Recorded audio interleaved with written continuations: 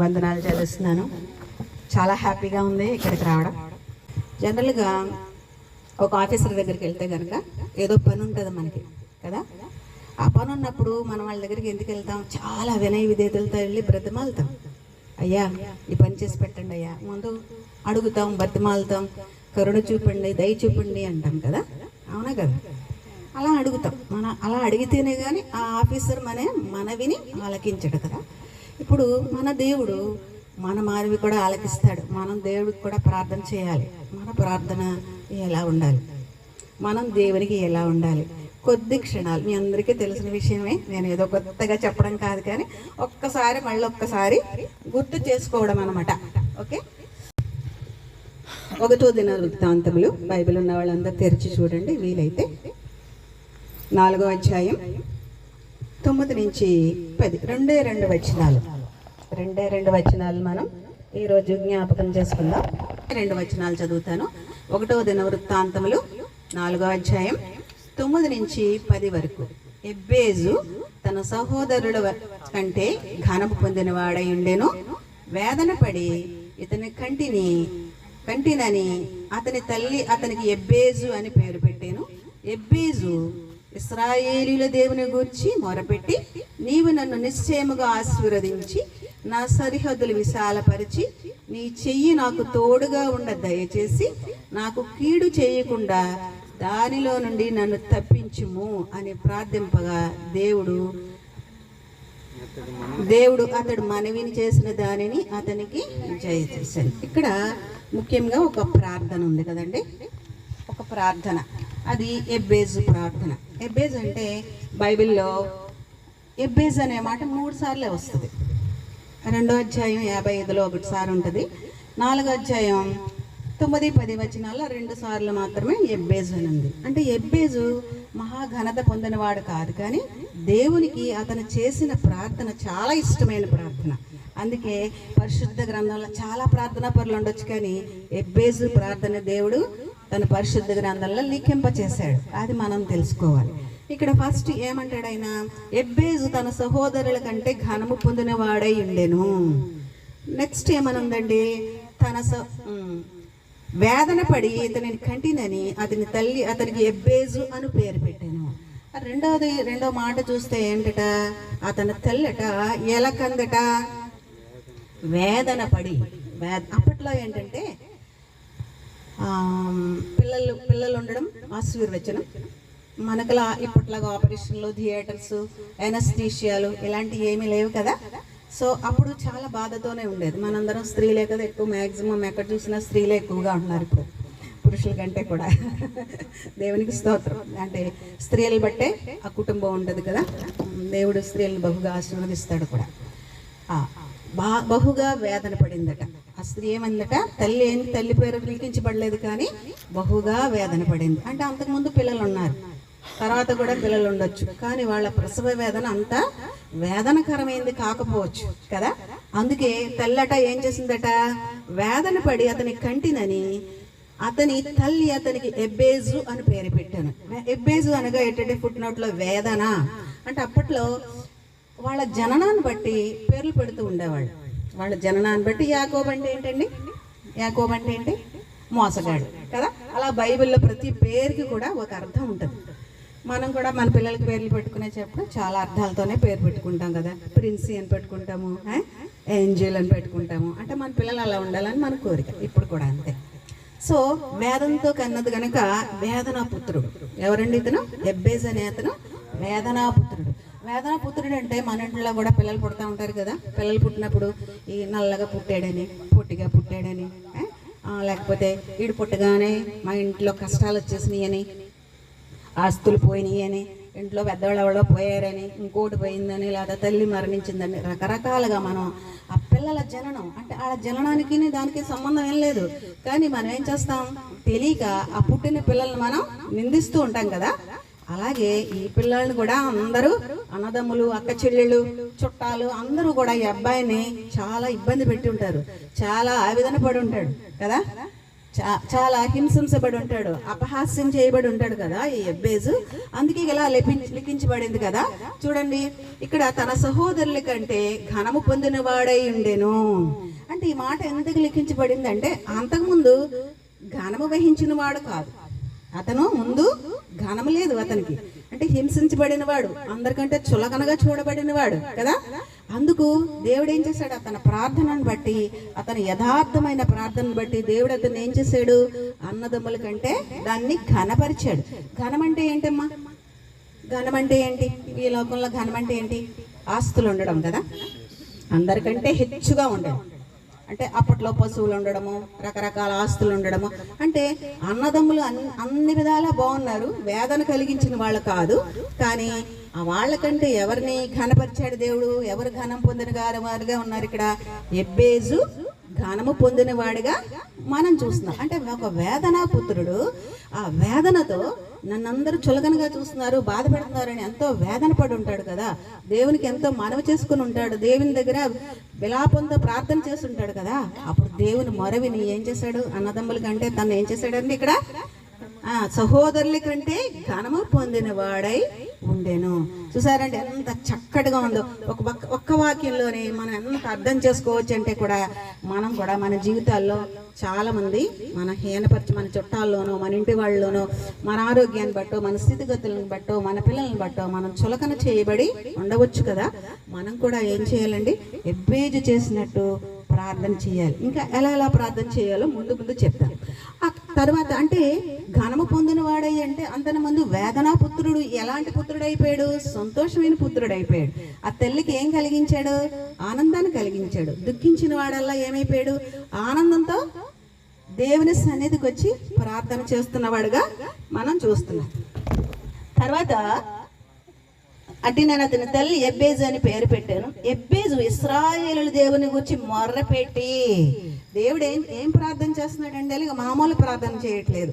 మనం కూడా మన దైనందిన జీవితంలో ప్రార్థన చేసుకుంటూ ఉంటాం కదా. ఉదయాన్నే లేవగానే మనం కొందరు లేచి ప్రార్థన చేస్తాం, కొందరు బెడ్ మీద ఉండే ప్రార్థన చేస్తాం. మన అనుకూలతను బట్టి ప్రార్థన చేస్తూ ఉంటాం. అది రోజు చేసుకునే ప్రార్థన. ఆఫీసులకో, డ్యూటీలకో, పనులకు వెళ్ళినప్పుడు ప్రార్థన చేస్తాం, ప్రయాణాల్లో ప్రార్థన చేస్తాం, ఇంటికి వచ్చిన తర్వాత ప్రార్థన చేస్తాం. మన ప్రయాణాలంతల్లో రక్షించమని దేవునికి ప్రార్థన చేస్తాం, రకరకాల ప్రార్థన చేస్తాం. కానీ ఇక్కడ ఎలాంటి ప్రార్థన చేశాడండి అతను? ఎబ్బేజు ఇశ్రాయేలు దేవుని గురించి మొర్ర పెట్టాడు. ఏం పెట్టాడండి?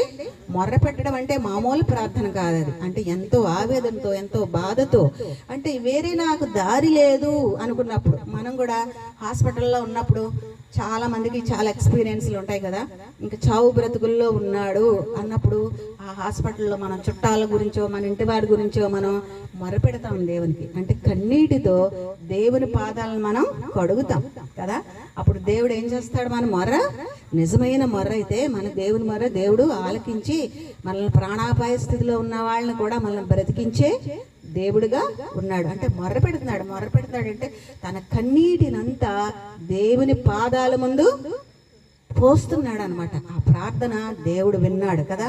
ఏ దేవుడు విన్నాడు? ఇతనికి ఏం తెలిసింది? ఎబ్బేజ్కి ఇశ్రాయేలు దేవుడే నా దేవుడు కదా. యాకోబు, అబ్రహాము దేవుడే నా దేవుడు, యాకోబు దేవుడే నా దేవుడు అని తెలుసుకున్నాడు. నిజ దేవుడు అని తెలుసుకున్నాడు. ఎవరిని తెలుసుకున్నాడు? నిజ దేవుడు. అప్పుడు కూడా అనేక దేవతలు ఉండేవి, అప్పుడు కూడా రకరకాల దేవతలు ఉండేవి, రకరకాల పూజలు ఉండేవి. కానీ ఎబ్బేజు తెలుసుకున్నది ఏంటి? నిజ దేవుని తెలుసుకున్నాడు. ఇశ్రాయేలీలకి ఎలాంటి ఉపకారం చేశాడు దేవుడు? ఇశ్రాయేలీలకి ఎలాగా వాళ్ళ దాస్యము నుంచి ఎలా బయటకు తీసుకొచ్చాడు? ఇవన్నీ విని ఉన్నవాడు అనమాట. విని ఉండి ఏం చేశాడు? ఇశ్రాయేలు దేవుడికి ఆయన మొర్ర పెట్టుకున్నాడు కదండి. మనం కూడా మన జీవితాల్లో ఎన్ని విషయాల్లో మొర్ర పెట్టుకుని ఉంటాం కదా. భర్త విషయంలో బాధలు పడే వాళ్ళం లేరా? స్త్రీల్లో లేరా? చాలా మంది ఉన్నారు. చాలా కన్నీరు కారుస్తూ ఉంటారు కదా, దేవునికి ప్రార్థన చేస్తూ ఉంటారు కదా. మనకి కన్నీరు లేదా? మనం మొరపెట్టట్లేదా? ఎన్ని విషయాల్లో మనం మొరపెడతాం. నిజంగా కన్నీరు విడుస్తూ దేవుని పాదాల ముందు మనకి ఏ సమస్య అయినా సరే మనం విశ్వాసంతో ప్రార్థన చేయాలి. ఎబ్బేజు ఎలా ప్రార్థన చేశాడు అంటే, ఆ ప్రార్థన కూడా ఎలా ఉండాలంటే ఇంకొక తర్వాత చెప్తాను, ఇంకొక విషయం చెప్తాను. ఓకే, ఇక్కడికి వచ్చేసరికి ఎబ్బేజు ఇశ్రాయేలు దేవుని గురించి మొరపెట్టి, నీవు నన్ను నిశ్చయముగా ఆశీర్వదించి ఏమంటున్నాడంటే నిశ్చయముగా నన్ను ఆశీర్వదించి నా సరిహద్దుని విశాలపరిచి నీ చెయ్యి నాకు తోడుగా ఉండ దయచేసి నాకు కీడు రాకుండా దానిలోండి నన్ను తప్పించుము అని ప్రార్థింపగా దేవుడు అతడు మనవి చేసిన దానిని అతనికి దయచేసాడు. ఇక్కడ 4 అంశాలు దేవుని ముందు పెడుతున్నాడండి. ఎన్ని అంశాలు? 4 అంశాలు. ఈ 4 అంశాలు కూడా మనం కూడా దేవుని ముందు పెడతాం. బేసే కాదు, మనం కూడా. ఫస్ట్ ఏమడుగుతున్నాడు? నీవు నన్ను నిశ్చయముగా ఆశీర్వదించమంటున్నాడు. ఏమంటున్నాడు అంటే నిశ్చయముగా. ఇప్పుడు దేవా నీ చిత్తమైతే నన్ను దీవించు అనట్లా, నీ చిత్తమైతే నన్ను ఆశీర్వదించు అనట్లా. ఒక తండ్రి, ఒక పిల్లాడు ఉంటాడు, వాళ్ళ నాన్నగారు బయటకు వెళ్తుంటే అంటాడు, నాన్న నాకు తీసుకురా. ఏమంటాడు అంటే ఆ తండ్రి దగ్గర ఆ పిల్లాడుకున్న చనువు, ప్రేమ తండ్రి తప్పకుండా తీసుకొస్తాడు కదా. నాన్న ప్లీజ్ ప్లీజ్ నాకు తీసుకురా అని బ్రతిమాడు. అంటే తండ్రి మీద అంతా, తండ్రి తన కోరికను నెరవేరుస్తాడని అంత విశ్వాసం ఉంది, తండ్రి దగ్గర అంత చనువు ఉంది కదా. అందుకు ఇతను ఏమడుగుతున్నాడు? నీవు నన్ను నిశ్చయముగా ఆశీర్వదించి. అంటే ఇక్కడ ఒకటి చిన్న విషయం మనం గుర్తు చేసుకోవాలి. మరి ఎబ్బేసికి ఆశీర్వచనాలు లేవా? ఉన్నాయిగా. వేదన పుత్రుడు ఏమయ్యాడు? సంతోషపుత్రుడయ్యాడు కదా. మరి సహోదరులందరిలో ఆయన ఏమి వహించాడు? ఘనము పొందిన వాడయ్యాడు కదా. మరి ఇంకా ఏం ఆశీర్వచనాలు అడుగుతున్నాడు? అన్నీ ఉన్నాయి కదా. సొసైటీలో మంచి పేరుంది, ఆస్తిపాస్తులు ఉండొచ్చు, పిల్లలతో దేవుడు దీవించుండొచ్చు, అన్నీ ఉన్నాయి కదా. మరి ఇంకే ఆశీర్వచనాలు కావంటున్నాడు? నీవు నన్ను నిశ్చయముగా అంటే నువ్వు తప్పకుండా నన్ను ఆశీర్వదించంటున్నాడు. అంటే ఆశీర్వచనం అంటే ఏంటది? ఎలా అంటే అన్నీ ఉన్నాయి కదా. అన్నీ ఉండి ఇంకే ఆశీర్వచనం కావాలి ఆయనకి? దేవుని తోడు కావాలి. ఏం కావాలి? నీ తోడు నాకు ఎల్లప్పుడూ కావాలయ్యా. నాకు అన్నీ ఇచ్చావు కదా, నాకే నువ్వెప్పుడు నాతోనే ఉండి, నువ్వెప్పుడు కూడా. ఏమడుగుతున్నాడమ్మా? అన్నీ ఉన్నాయి కానీ ఏం లేడు. ఎవరిని అడుగుతున్నాడు? ఏమని? నీవు నన్ను నిశ్చయముగా ఆశీర్వదించి. ఫస్ట్ అడుగుతున్నాడు, నువ్వు నా తోడుండవయ్యా, నాతో ఉండవయ్యా అని అడుగుతున్నాడు. అన్నీ ఉన్నాయి, లోకములు అన్నీ ఉన్నాయి. ఆస్తుంది, పిల్లలు ఉన్నారు, ఘనము పొందినవాడు, సొసైటీలో మంచి పేరుంది. అది కాదు, దేవుని తోడు కావాలని ఎబ్బేజు అడుగుతున్నాడు. మరి ఎంత ఇష్టమండి దేవునికి ఇలాంటి మాట్లాడితే కదా. ఎంత ఇష్టపడతాడు దేవుడు. మరి మనం అలాగా మనల్ని ఇష్టపడితే మన దేవుడు మన ఆశలన్నీ నెరవేర్చేవాడు కాదా? మన కోరికలన్నీ నెరవేర్చే దేవుడు కదా మనకి. సో మనం కూడా ఏమని అడగాలి దేవుణ్ణి? నీవు నన్ను నిశ్చయముగా ఆశీర్వదించు అని అడగాలి. అంత ధైర్యం కావాలి మనకంటే ఏం చేయాలి? మనంత ధైర్యంగా దేవుణ్ణి అడగాలంటే మనం దేవునికి చాలా ఇష్టలుగా ఉండాలి. మన ప్రార్థన ఆయనకి ఇష్టమైనదిగా ఉండాలి, ఆయన ఆనందపరిచేది కావాలి, ఆయన్ని ఘనపరిచేది కావాలి. కేవలం మన కోరికలు తీర్చుకోవడమే కాదు, ఎప్పుడు నా బిడ్డలను ఆశీర్వదించు, నన్ను ఆశీర్వదించు, నా కుటుంబాన్ని ఆశీర్వదించు, ఇవే కాదు.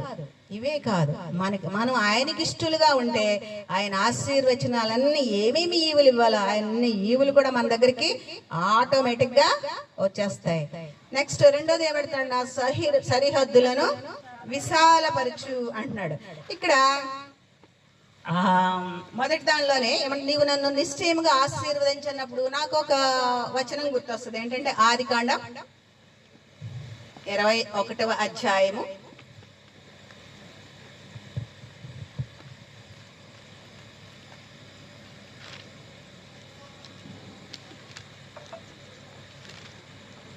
21వ అధ్యాయము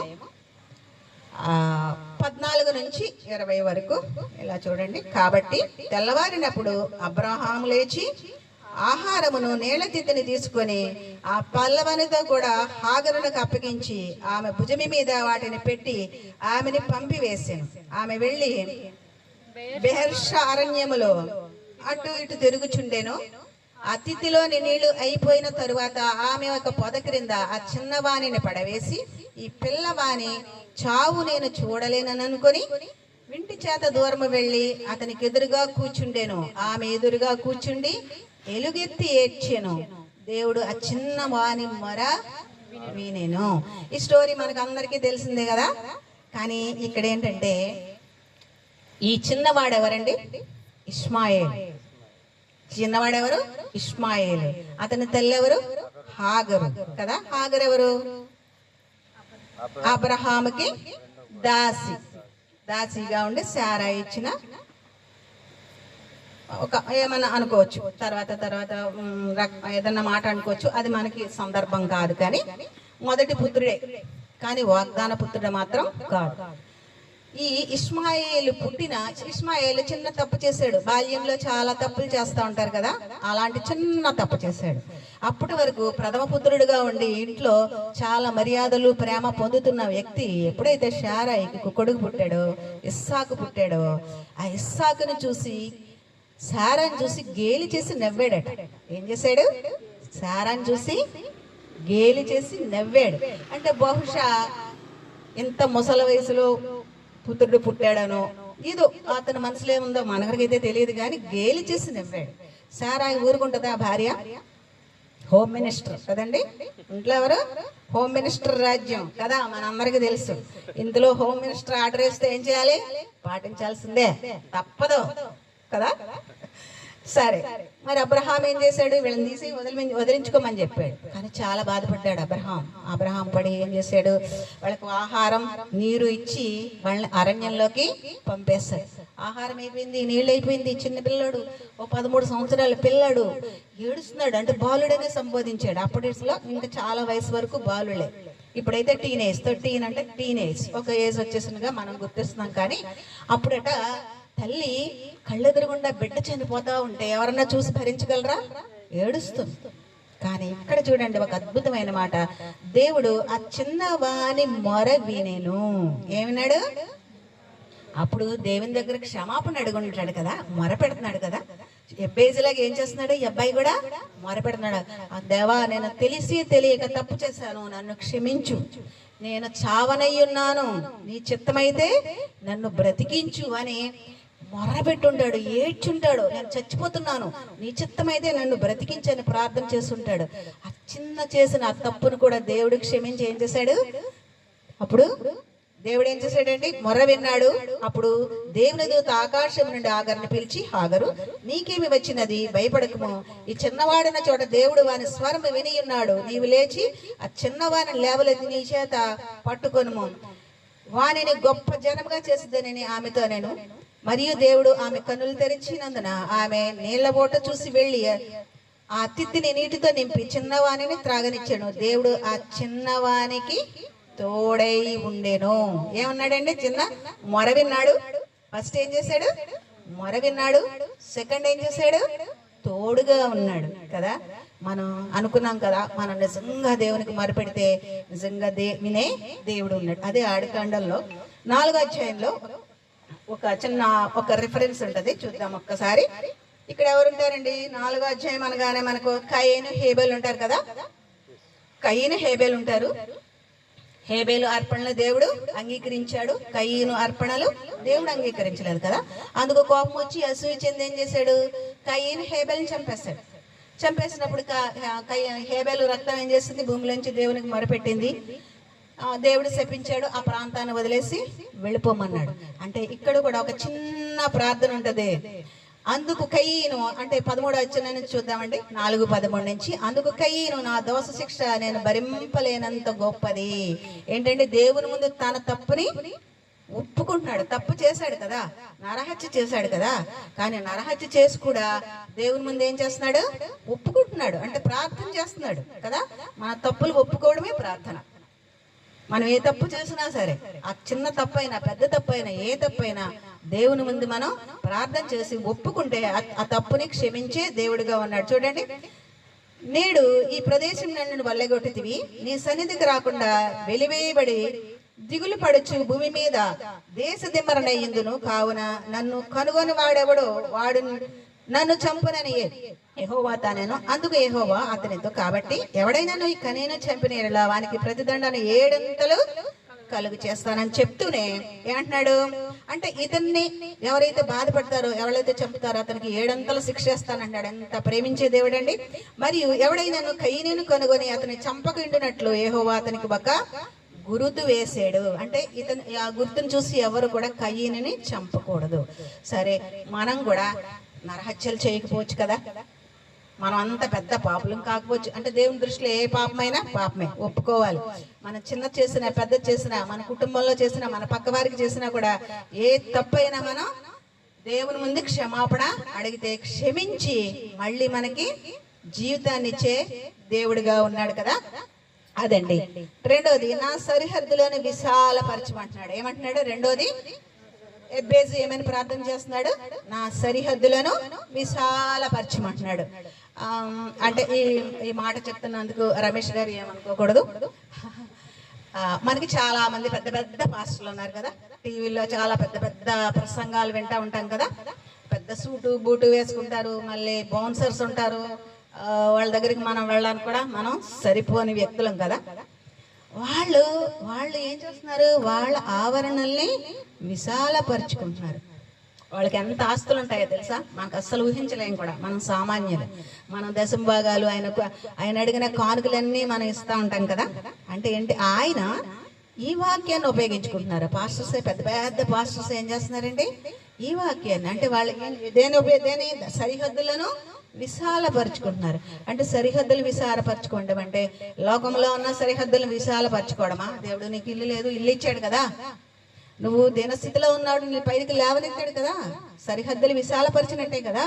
నీకు ఎక్కువ చదువు లేదు, నీ బిడ్డలకు చదివిచ్చాడు కదా. మంచి భర్తనిచ్చాడు కదా. ఒక ఇల్లు ఇచ్చాడు కదా. ఇల్లు లేని వాళ్ళకి ఇల్లు ఇచ్చాడు కదా. ఉపాధి లేదు, ఉపాధి ఇచ్చాడు కదా. అంటే నీకు విశాలపరిచాడా లేదా కదా. కానీ విచిత్రం ఏంటంటే, మనకలాంటి పేదోళ్ళందరూ వెళ్ళి అయ్యగారిని దీవించండి, అమ్మగారిని దీవించండి, వాళ్ళ సరిహద్దులు ఇంకా ఇంకా వందల ఎకరాల్లో చర్చెస్ ఉంటాయి, కోట్ల మీద సంపాదన వస్తుంది. కానీ మనం అందరం కలిసి ఏమంటున్నా? అమ్మగారిని దీవించండి, అయ్యగారిని దీవించండి, వాళ్ళ బిడ్డలను దీవించండి, వాళ్ళ సరిహద్దులు ఇంకా విశాలపరచండి కదా. మనం అందరం ఎలాంటి ప్రార్థనలు కాదు చేయాల్సింది. విశాలపరచడం అంటే అది కాదు. మనం చిన్న చిన్న పాస్టర్స్ చాలా దేవుని యందు భయభక్తులతో ఉంటారు కదా, వాళ్ళని ఆవరణలు విశాలపరచమని మనం ప్రార్థన చేయాలి కదా. చాలా కొందరు పాస్టర్లు చెప్పే ఏం మాటలు అంటే అట్రాక్టివ్ వర్డ్స్, అంటే చాలా వాళ్ళకి వినసొంపుగా ఉంటాయి. అంటే కొన్ని కష్టాలని నీ కుటుంబంలో ఇది వచ్చేస్తుంది, అది వచ్చేస్తుంది ఇలా అని చెప్పి వాళ్ళు చెప్పడం, నీకు దేవుడు నా కల్లో కనబడ్డాడని కొన్ని పేర్లు చెప్పేయడం, వాళ్ళు వచ్చేయడం, వాళ్ళ సాక్షి, ఇవన్నీ కొంచెం చాలా అట్రాక్టివ్గా ఉంటాయి కదా. అట్రాక్టివ్గా ఉండి ఏం చేస్తారు?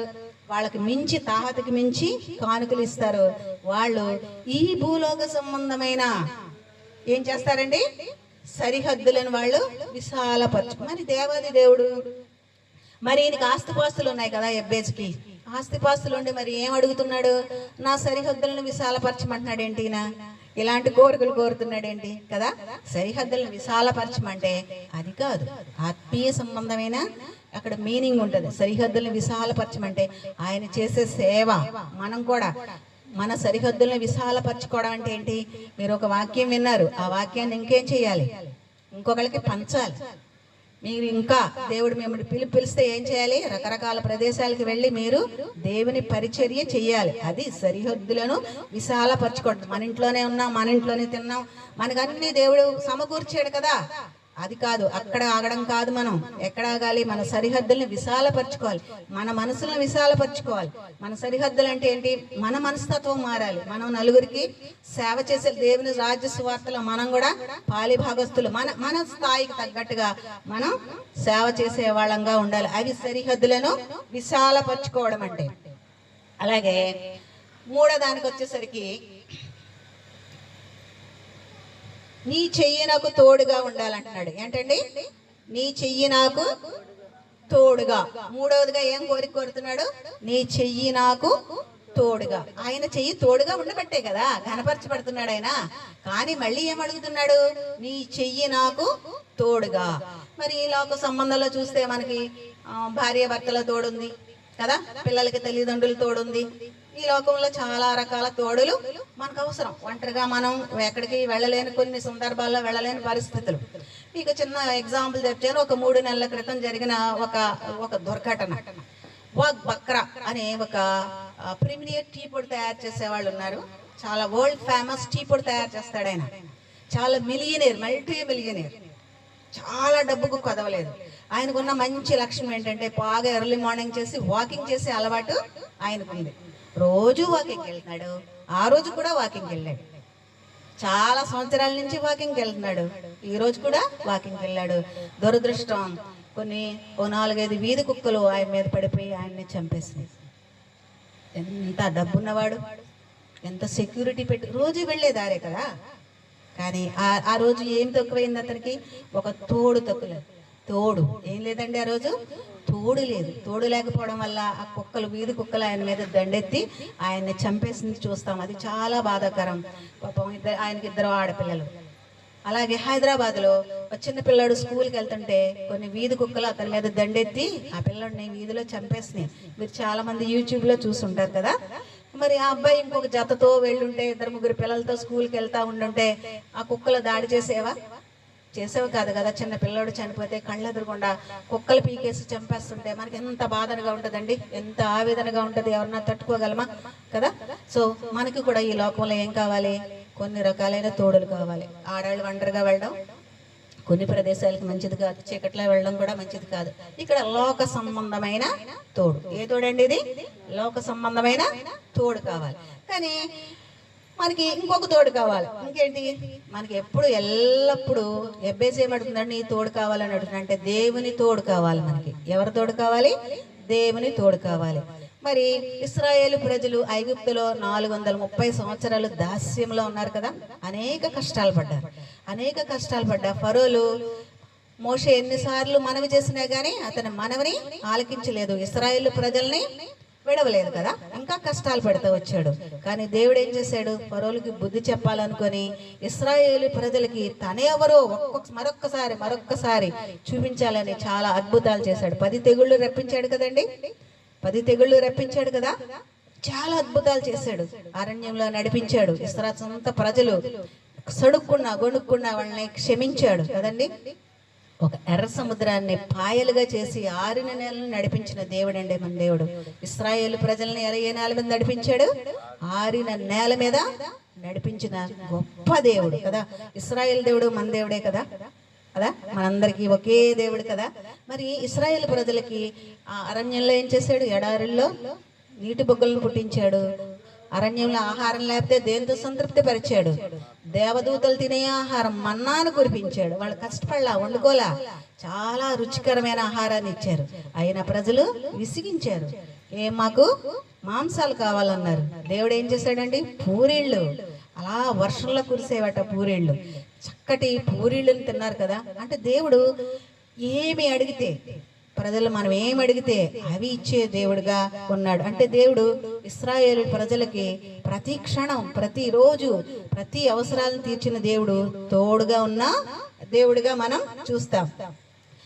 నెక్స్ట్ 4వ పాయింట్కి వచ్చేసరికి, నాకు కీడు రాకుండా దానిలో నుండి నన్ను తప్పింపుము.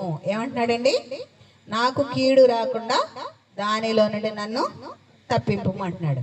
ఇక్కడ మనం ఒక ప్రార్థన ఒకసారి గుర్తు చేసుకుందాం. కీడు రాకుండా అంటే ఏంటి? మన జీవితాల్లో ఒక మంచి కార్యక్రమం చేయాలనుకున్నప్పుడు చాలా ఆటంకాలు ఎదురవుతాయి. మనం ఒక దేవుని కార్యం చేయాలనుకున్నప్పుడు, మనస్ఫూర్తిగా ఉన్నప్పుడు ఎన్నో అడ్డంకులు వస్తాయి. సైతాన్లు ఎన్నో శోధనలు పెడతాయి. అపవాది పని ఏంటి? శోధనలకు గురి చేయడమే. ఎవరిని ఎలా రకాలుగా ఇబ్బంది పెడితే తన వశం చేసుకోవాలని కదా. యేసుక్రీస్తు వారినే లోబర్చుకోవాలని ట్రై చేసింది. మనం ఎంతండి? మానవ మాత్రులం కదా. మనం సులువుగా పెట్టే చిక్కుళ్ళు పడిపోతాం కదా. ఆ చిక్కుళ్ళు ఎలా పడేయాలనే చూస్తుంది కదా. మనల్ని కూడా అలా పడా చేస్తుంది కదా. ఈ చర్చ్ విషయంలో కూడా చక్కగా ప్రార్థన చేశారు, మంచి ఆరాధన చేశారు. ఇక్కడ ఏమన్నా చిక్కులు లేవా? ఉంటాయి తప్పకుండా. ఒక దేవుని ఆలయం కట్టేటప్పుడు తప్పకుండా కొన్ని చిక్కులు వస్తూ ఉంటాయి. కానీ దేవుడు మనకి సమయానుకూలమైన జ్ఞానం ఇచ్చి మనల్ని సంతృప్తి పరిచే దేవుడు. మనం కోరిన కోరికలను, అది దేవుని చిత్తమైన కోరిక. ఏ కోరిక అది? దేవుని చిత్తమైన కోరిక, దేవుని ఆనందపరిచే కోరిక, దేవుని స్తుతించి ఘనపరిచే కోరిక అయ్యింది కదా. దేవుడు తప్పకుండా ఆ కోరికను నెరవేరుస్తాడు. అలాగే చిలువుగా సుక్కలు పెట్టే సైతానులు అంటే ఎక్కడ ఉండరు కదా. సైతాన్ నుంచి ఒక దెయ్యంలా వస్తుందా ఏంటి మన వెనక? ఏం రాదు కదా. అది మనుషులను ఉపయోగించుకుంటుందా చక్కగా, మనుషుల్లో దూరేస్తుంది కదా.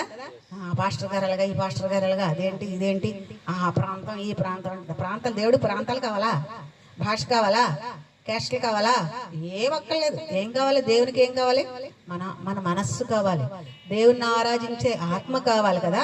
పరిశుద్ధాత్మ దేవుడు మనలో ఉంటాడు, మనల్ని ఆయన నడిపిస్తాడు. కానీ ఇలాంటి చిక్కులు ఎన్నున్నా కానీ మనం తప్పకుండా అధిగమించే భాగ్యాన్ని దేవుడు కూడా మనకు అనుగ్రహిస్తాడు. దానికోసం మనం కూడా ఈ బేజిలాగా ప్రార్థన చేసేవారుగా ఉండాం. అలాగే ఒక ప్రార్థన చూసుకుందామండి. 1వ రాజులు 18వ అధ్యాయం 18వ అధ్యాయం 36 ఎక్కడి నుంచి చూద్దామంటే 19వ వచనం నుంచి ఒకసారి చూద్దాం. అంటే చాలా పెద్ద టెక్స్ట్ ఉంది, ఇదంతా చెప్పడం కాదు. కానీ ఇక్కడ ఆహాబు అనే ఒక రాజు ఉంటాడు, ఏలియా అని ఒక ప్రవక్త ఉంటాడు. ఇశ్రాయేలీలో శేషముగా మిగిల్చబడిన ప్రవక్త అంటే ఇశ్రాయేలు ప్రవక్తలు అందరిలో కంటే ఇప్పుడు మిగిలిన వాడు ఒకే ఒక ప్రవక్త. ఎవరంటే ఏలియా అనే ప్రవక్త ఉంటాడు. ఇక్కడ ఆ రోజుల్లో ఏమవుతుంది, ఆహాబు కాలంలో ఎవరున్నారు? యెజెబెలు అని ఒక అన్య దేవతలు పూజించే ఒక రాణి ఉంది. ఆ రాణి ఏంటంటే బయలు దేవతల్ని ప్రార్థించే ప్రవక్తలు ఉన్నారు అక్కడ. అంటే ఇశ్రాయేలు ప్రవక్తలు ఎలా ప్రవచనాలు చెప్తారో, జరగబోయేది ఎలా చెప్తారో, ప్రజల్ని ఎలా గైడ్ చేస్తారో, ప్రజలు ఏ టైంలో ఎలా చెయ్యాలో ఏది చెప్తారో, అలాగే ఈ బయలుదేవత ప్రవక్తలు కూడా చెప్తూ ఉండేవారు. జరగబోయే ప్రవక్తలు అంటే ఏంటి? జరుగుతున్నది, జరగబోయింది చెప్పేవాడు. అంటే ప్రవక్తలు అంటే ఎవరు? దేవుని చెప్పింది మనకి చెప్పి మనల్ని నడిపించేవాళ్ళు ప్రవక్తలు కదా. సరే, ఇక్కడ ఎవరున్నారు? ఇక్కడ బయలుదేవత ప్రవక్తలు 450 మంది ఉన్నారట. ఎంతమంది? బయలుదేవతల ప్రవక్తలు 450 మంది ఉన్నారు. అపేరాదేవి ప్రవక్తలు అందరు ఉన్నారు, ఒక 400 మంది ఉన్నారు. కానీ ఇక్కడ ఒక కాంపిటీషన్ జరుగుతుంది. కాంపిటీషన్ అంటే తెలుగులో ఏమంటాం కానీ ఒక డిస్కషన్ ఒకటి జరుగుతుంది. ఏంటంటే ఏలియా ఒక సవాల్ విసురుతున్నాడు. అంటే 450 మంది అక్కడ అన్య దేవతలను పూజించే ప్రవక్తలు ఉన్నారు, వాళ్ళకి ఒక సవాల్ విసురుతున్నాడు. చూడండి, 21వ వచనం జరిగి ఏలియా జనులందరి దగ్గరికి వచ్చి, ఎన్నాళ్ల మట్టుకు మీరు 2 తలంపుల మధ్య తడబడుదురు? 2 తలంపులు అంటే ఇక్కడ 2 తలంపులు ఏంటి? అన్య దేవతలను పూజించేవాళ్ళు, నిజమైన దేవుణ్ణి పూజించేవాళ్ళు ఇద్దరు. ఎందుకయ్యా ఎలా కొట్టుకుంటారు? అలా కాదు, ఏదో తేల్చేసుకుందాం. ఈ రోజు నిజ దేవుడు ఎవరో మనం తేల్చేసుకుందాం. ఒక పందెం పెట్టుకుందాం. ఏం పెట్టుకుందాం? ఒక పందెం పెట్టుకుందాం అన్నాడు. ఆ పందెంలో ఏమంటున్నాడని, 2 ఎద్దులు తీసుకొద్దాం. మీరు కావాల్సిన ఎద్దుని మీరు ముందు సెలెక్ట్ చేసుకోండి. మీరు ఎక్కువ మంది ఉన్నారు కదా, 450 మంది ఉన్నారు, ఇంకా అన్యజనులు ఉన్నారు, అపేరాదేవిని పూజించే 400 ప్రవక్తలు ఉన్నారు. ఇక్కడ ఒక సింగిల్ మ్యాన్. ఎవరు సింగిల్ మ్యాన్? ఏలియా ఒక్కడే ఉన్నాడు. సవాలు విసురుతున్నాడు. మీ దేవుడా, మా దేవుడా, నా ఒక్క దేవుడా, మీ అందరి దేవతల తేల్చేసుకుందామని 2 ఎద్దులు పెట్టాడు. 2 ఎద్దులు పెట్టి అన్నాడు, మీరు పని చేయండి, ఒక కందకం తవ్వండి, ఆ ఎద్దు మాంసాన్ని అందులో వేయండి, మీరు అగ్ని అంటించకుండా అది దహించబడాలి. ఏం పెట్టాడు? అగ్ని వెయ్యకుండా ఆ పచ్చి మాంసము ఏం చేయబడాలి? దహించబడాలి. అలా దహించింది అనుకోండి, మీ దేవుడే నా దేవుడు. మీరు ప్రార్థన చేయండి. 450 మంది ఉన్నారు, ఇంకో 400 మంది ఉన్నారు, మీరందరూ మీ దేవతలకి ప్రార్థన చేయండి. ఏం చేయాలి? అగ్ని మనం పెట్టకుండానే అది దహించాలి, అప్పుడు నిజమైన దేవుడు అవుతాడంటాడు. సరే, ఆ రోజు మధ్యాహ్నం వరకు వీళ్ళందరూ రకరకాల హోమాలు చేస్తారు, పూజలు చేస్తారు. దేవతలు రకరకాల దేవతల్ని పెద్దగా పిలుస్తూ ఉంటారు, అరుస్తూ ఉంటారు. మధ్యాహ్నం అయినా కానీ ఒక్క దేవత కూడా రాదు. వీళ్ళకి కోపం వచ్చేస్తుంది. ఏంటి, ఎంతకాలం నుంచి మేము పూజిస్తున్నాం కదా, ఒక్క దేవత రాదేంటి, ఒక్క దేవత కూడా మా మనవి వినదేంటి అనుకుని రక్తాల కారేలాగా చాలా మంది కొంచెం ఏమన్నారు, టెర్రరిస్ట్ భక్తులు అనొచ్చు మనం. వీళ్ళు ఏంటి, వాళ్ళ ఒంటిని చించేసుకొని రక్తాలు కార్చేసుకొని రక్తాన్ని వాళ్ళ దేవతలకు తర్పణంగా ఇచ్చి, దేవత దిగిరా దిగిరా దిగిరా, అగ్నితో దీన్ని భస్మం చేయి అని అడుగుతున్నారు. ఒక్క దేవత కూడా రాలే. అప్పుడు ఏలియా ఎంత అపహాస్యం చేస్తాడంటే, మీ దేవుడు నిద్రపోతున్నాడా? లేపండి. ఏమంటాడు? నిద్రపోతున్నాడా? లేపండి. దారిలో ఉన్నాడా? ఎప్పుడు వస్తాడు అంటే చూడండి, ఎంత కాన్ఫిడెన్స్ కదా. అంటే వాళ్ళ అన్య దేవతలు వాళ్ళు ఎందుకు పనికిరాని వాళ్ళు, నిజ దేవుడు నాకు వస్తాడు. ఎంత మందిలో ఉన్న ఒక్కడ ఛాలెంజింగ్ గా నిలబడ్డాడు కదా. ఇలాగే గేల్ చేసి సిగ్గుపడిపోయారు. అప్పుడు అన్నారు మీ దేవతలు పిలువన్నారు. దేవుడు ఏకైక దేవుడు కదా, పెద్ద కందకం తవ్వించాడు. ఆ కందకంలో ఇంకా చాలా ప్రాసెస్ ఉంది, ఇంకా చెప్పేంత టైం లేదు. కానీ దాంట్లో ఈ ఎద్దు మాంసాన్ని పెట్టి దాని మీద కట్టెలు పెట్టి కట్టెల మీద ఎద్దు మాంసం అది పెట్టి పెద్ద కందకం తవ్వించి 3 సార్లు దాన్ని మొత్తం నీటితో నింపేస్తాడు. కట్టెల్ని నింపేస్తాడు, కందకంలో పెట్టాడు. ఈ అర్పణాన్ని దేంట్లో పెట్టాడు? ఒక కందకం. కందకం అంటే ఏంటంటే గొయ్యి కదా. కందకం అంటే ఏంటంటే తెలుసు కదా మీకు, పెద్ద గొయ్య. ఓ గొయ్యి తవ్వి అందులో కట్టెలను పేర్చి దాని మీద మాంసాన్ని పెట్టి దాన్ని మళ్ళీ దేంతో నింపాడు? 3 సార్లు నీటితో ఫుల్గా నింపేశాడు. ఏం చేశాడు? నీటితో ఫుల్గా నింపేసి అప్పుడు దేవునికి ప్రార్థన చేస్తాడు. ఏమని చేస్తాడు ప్రార్థన? నిజమైన దేవునికి ఆయన ప్రార్థన చేసినట్టు చూస్తాము. యెహోవా ప్రార్థన ఆలకించుము, యెహోవైనా నీవే దేవుడివి ఉన్నావనియు, నీవు వారి హృదయములను నీ తట్టుకు తిరగచేయుదుననియు ఈ జనములకు తెలియనట్లుగా నా ప్రార్థన అంగీకరించి. 30 ఏళ్ళ ఉందండి అది. ఎక్కడుంది? 30 ఏళ్ళ ఉంది. చూడండి, యెహోవా నా ప్రార్థన ఆలకించుము, యెహోవా నీవే దేవుడివే ఉన్నావనియు, నీవు వారి హృదయములను నీ తట్టుకు తిరగచేయుదువనియు ఈ జనులకు తెలియనట్లుగా నా ప్రార్థన అంగీకరించుము అంటున్నాడు. చూసారండి, అంటే వీళ్ళ చుట్టూ ఉన్న జనాలు ఏం తెలుసుకోవాలి? నిజమైన దేవుణ్ణి తెలుసుకోవాలి. అందుకే ఆకాశం నుంచి ఏమొచ్చిందండి? అగ్ని వచ్చిందట. ఆకాశాన్ని నుంచి అగ్ని వచ్చి అక్కడున్న కట్టెల్ని, మాంసాన్ని, అక్కడున్న ఎముకలతో సహా బూడిది చేసేసిందట. ఎంత అద్భుతం! ఆ అద్భుతాన్ని చూసి అందరూ కూడా ఏమని విశ్వసిస్తారు? అన్య ప్రవక్తలు కదా. ఈ అన్య ప్రవక్తలు, మిగిలిన జనాంగం, అన్య జనాంగం అంతా ఎవరని నమ్మారండి? నిజమైన దేవుడిని ఎవరు చూపించారు? ఏలియా ద్వారా దేవుడు ఒక అద్భుతాన్ని చేసి నిజమైన దేవుడుగా మరొక్కసారి, అంటే ఆ అన్య దేవతలు పూజించే వాళ్ళందరూ కూడా ఎవరి తట్టు తిరిగారండి? నిజమైన దేవుడు యెహోవాయే నిజమైన దేవుడు అని ఆయన తట్టు తిరిగినట్టుగా చూస్తాం. చూడండి, ఎంత అద్భుతమైన కార్యాలు కదా మన దేవుడు చేసే కార్యాలు కదా.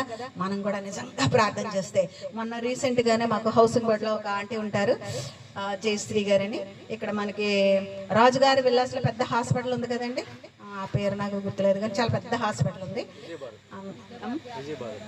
విజయ భారతి హాస్పిటల్. ఆవిడ చాలా ఓ కోమాలోకి వెళ్ళిపోయారు. ఆవిడని హాస్పిటల్లో జాయిన్ చేసేసి వెంటిలేటర్ మీద పెట్టారు. వెంటిలేటర్ మీద పెడితే ఆవిడ ఇంకా 2 రోజుల్లో చనిపోతుంది. 2 రోజులు కూడా మ్యాక్సిమమే, మేబీ గంటల్లో చనిపోతుంది. మీ చుట్టాలందరికీ కబురు చేసేసుకోమన్నారు. మరి ఆవిడ చాలా భక్తి పడ్డారు. ఆవిడ వీడియో పెట్టారు, పిచ్చి పిచ్చి మాటలు మాట్లాడుతుంది. ఏం మాట్లాడుతుందో తెలియదు. కొడుకు నువ్వెవరని అడుగుతుంది, నేను ఎక్కడన్నా నా పేరేంటి అని అడుగుతుంది. అంటే ఆవిడ ఏం పోయింది?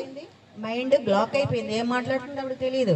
ఇంకొక గంట 2 గంటల్లో చనిపోద్ది అనుకున్నారు. కానీ ఆవిడ ప్రార్థన, ఆవిడ మాట రాకపోవచ్చు కానీ మనసులో ఎంత ప్రార్థన, చాలా ప్రార్థన పడ్డారు. అలాంటి ఎంత ప్రార్థన చేసుకుందా కదా. ఆవిడ దేవుడు విన్నాడు. ఆ మరణాపాయం నుంచి వెంటిలేటర్ 2 గంటల చనిపోద్దన్న వ్యక్తి తిరిగి ప్రాణాలతో రావడం అంటే మాటలు కాదు కదా. ప్రాణాలతో వచ్చింది ఆంటీ. ఒక 1 రోజులైంది, చాలా హెల్దీగా ఉంది. దేవుడు స్తుతించబడును గాక. చూడండి, ఎంత గొప్ప కార్యాలు చేసే దేవుడు మనలో ఉన్నాడు కదా. మన ఇంట్లో జరగలేదా? కరోనాలు రాలేదా? ఎంతమంది అద్భుతంగా మనం ఈనాడు జీవంతో ఉన్నామంటే ఏంటండి? దేవుని మహాకృప. నాకు కూడా హౌసింగ్ బోర్డులో మన మోహన్కి తెలుసు, మా ఇల్లు ఓ సెంటర్లో ఉంటుంది. నా ఇంటి ముందు ఒక ఇల్లు ఉంటుంది, నా ఇంటి వెనకాల ఒక ఇల్లు ఉంటుంది. నాకు కింద 2 పోర్షన్లు ఉంటాయి. ఓ పోర్షన్లో ఒక ఎస్ఐ గారు ఉండేవాళ్ళు, ఇంకో చిన్న పోర్షన్లో ఇంకొకళ్ళు ఉండేవాళ్ళు.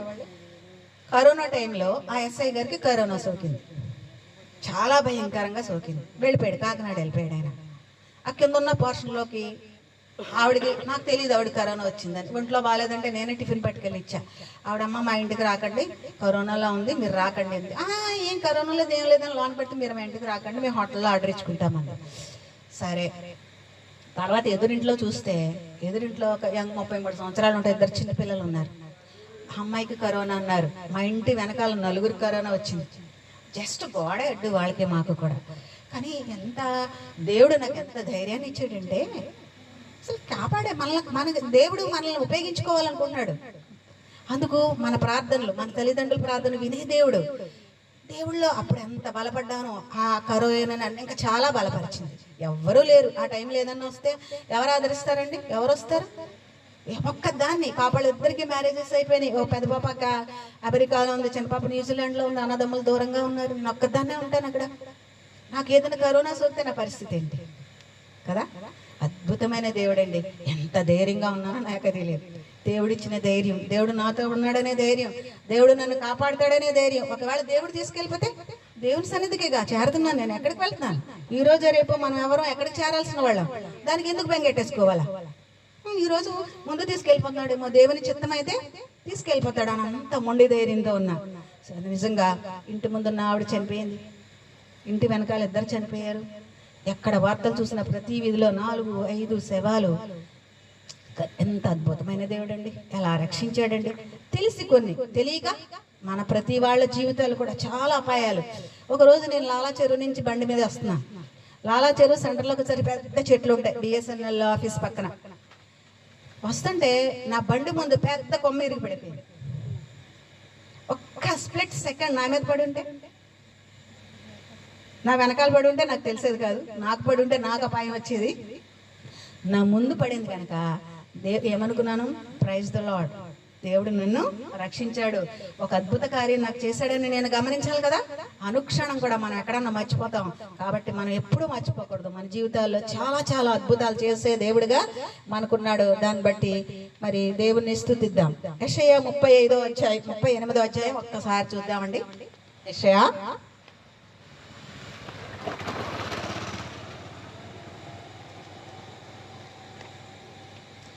38వ అధ్యాయం. ఇక్కడ మనకి ఎవరు కనపడతారంటే హిజ్కియా కనపడతాడు కదా.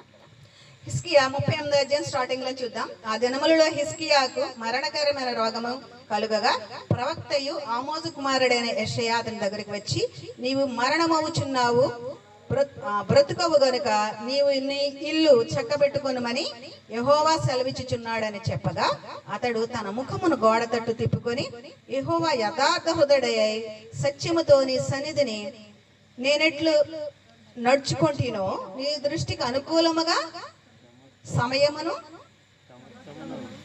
సమస్తమును నేనెట్లు జరిగించుతునో కృపతో జ్ఞాపకం చేసుకోమని హిజ్కియా కన్నీళ్లు విడుచు యెహోవాకు ప్రార్థన చేయగా.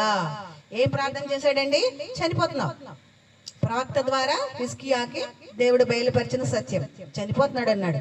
అంటే ప్రార్థన చేశాడు, కన్నీటితో ప్రార్థన చేశాడు.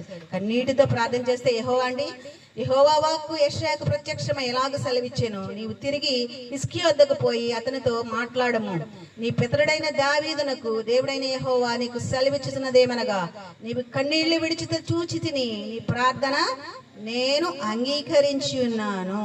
ఎవరి కన్నీళ్ళు అండి? ఆవేదనతో బాధతో ప్రార్థన చేస్తే దేవుడు మన మనవి వింటాడు. మన కన్నీరు మన భర్తకు అర్థం కావచ్చు. మన పిల్లలు సరిగ్గా ప్రవర్తించకపోతే మనం కన్నీళ్లు పెడతాం కదా, వాటి గురించి ప్రలాపించి ప్రార్థన చేస్తాం కదా. ఆ పిల్లల మాట వినకపోవచ్చు, కానీ దేవుడు వింటాడు. ఏదో ఒక టైంలో సరైన టైం చూసుకొని దేవుడు వాళ్ళని సరైన మార్గంలో పెట్టే దేవుడు కదా.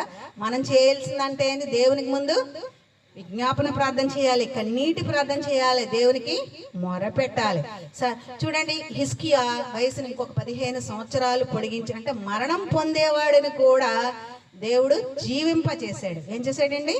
మరణము పొందబోయేవాడికి కూడా దేవుడు మళ్ళీ జీవితాన్ని 15 సంవత్సరాలు పొడిగించినట్టుగా చూస్తాము. మరి చూడండి ఎన్ని అద్భుతాలు. ఇవన్నీ ఎలా సాధ్యమైనవి అండి? మనకి ఇవన్నీ ఎలా సాధ్యమవుతాయి మనకి? చెప్పండి, ఎలా సాధ్యమైనవి మనకి? ఇవన్నీ ఎలా సాధ్యమైతే మనకి చెప్పండి ఒక్కసారి. ఎగబేదికి సాధ్యమైనవి, మనకు కూడా ఇవన్నీ కూడా సాధ్యమవుతాయి. మనం ఏమని కోరాలి? దేవుని, నీవు నన్ను నిశ్చయముగా దీవించు అని అడగాలి. దేవా నన్ను నిశ్చయముగా దీవించి అడగాలి. దీవించు అని అడగాలంటే మనం దేవునికి ఆయన సంతోష పెట్టే ప్రార్థన, మన ప్రవర్తన ఎలా ఉండాలి? అంటే సంతోషకరమైన ఉండాలి. అలాంటి ప్రార్థన మనం చేసేవాళ్ళుగా ఉన్నాం. ఈ ప్రార్థన ఎఫెసీ 1:3 ఉంటది. ఆత్మీయ సంబంధమైన ఆశీర్వచనాలు మనకి ఏంటండి? ఈ లోక సంబంధం ఎప్పుడైతే ఆత్మీయ సంబంధమైన ఆశీర్వచనాలను మనం పొందుకుంటామో, లోక సంబంధంలో ఉన్న ఆశీర్వచనాలు అన్నీ కూడా మన దేవుడు ఉచితంగా ఇచ్చే దేవుడు. రెండోటి, నా సరిహద్దులను విశాలపరచమన్నాడు. అంటే మనకి లోక సంబంధమైన సరిహద్దులు మనం దేవుడు మనల్ని ఆశీర్వదిస్తే మనకి భూలోక సంబంధమైన సరిహద్దులను కూడా విశాలపరుస్తాడు. మనకున్న ఇబ్బందులు ఏమన్నా ఉన్నాయి కూడా ఆ ఇబ్బందులను సునాయాసంగా తొలగించే దేవుడుగా ఉన్నాడు. నీ చెయ్యి నాకు తోడుగా ఉండమని మూడోసారిగా అడుగుతున్నాడు. అంటే దేవుని తోడు మనకి ఎప్పుడు ఉండాలి. దేవుణ్ణి మనం విడిచిపెట్టకుండా ఉంటే దేవుని తోడు మనకి ఎప్పుడు కూడా ఉంటది. దేవుని తోడు ఉంటే ఇంకేం కావాలండి కదా. దేవుని తోడు ఉంటే మనకి ఇంకెవరు అక్కర్లేదు కదా. ప్రతి సంబంధం, ప్రతి హెల్ప్, ఏది మనుషుల నుంచి వచ్చేది కూడా మనల్ని ఎవరి నుంచి వస్తుంది? దేవుడు మనకు తోడుగా ఉండబట్టే మనకి ఇంకొకరి ద్వారా సహాయం చేస్తున్నాడు కదా. అది మనం బాగా గుర్తు పెట్టుకోవాలి. అలాగే నాకు కీడు రాకుండా దానిలో నుండి నన్ను తప్పించుము అంటున్నాడు. అంటే తప్పించమంటే చాలా రకాల కీడులు ఉన్నాయి కదా మనకి. ఆ కీడులు మనం దేవునికి ముందు ప్రార్థన చేయాలి. దేవుడా, నేను బయటకు వెళ్తున్నాను, రకరకాల కీడుల్లో నన్ను ప్రవేశించకుండా, ఉద్యోగ సంబంధం కావచ్చు, రకరకాల సంబంధాలు అవ్వచ్చు, పాపంలో పడిపోవచ్చు, దొంగతనంలో పడిపోవచ్చు, రకరకాల ప్రలోభాలకి మనం గురి కావచ్చు కదా. సైతాన్ని శోధించి మనల్ని పడేయాలని చూస్తుంది కదా. నీ తల్లి భక్తిపరులు అయితే పిల్లల వల్ల శోధన, భర్త వల్ల శోధన, భక్తిపరుడైతే భార్య వల్ల, పిల్లల వల్ల శోధన కదా. రకరకాలుగా మనల్ని శోధిస్తుంది కదా సైతాను. కాబట్టి మనం ఏం చేయాలి? ఏమని అడగాలి? నాకు కీడు రాకుండా దానిలో నుండి నన్ను తప్పించుము అంటే తప్పిస్తాడు. సాతాను శోధన నుంచి కూడా మనల్ని దేవుడు తప్పిస్తాడు. మరి అలాంటి ప్రార్థన మనం చేయాలి.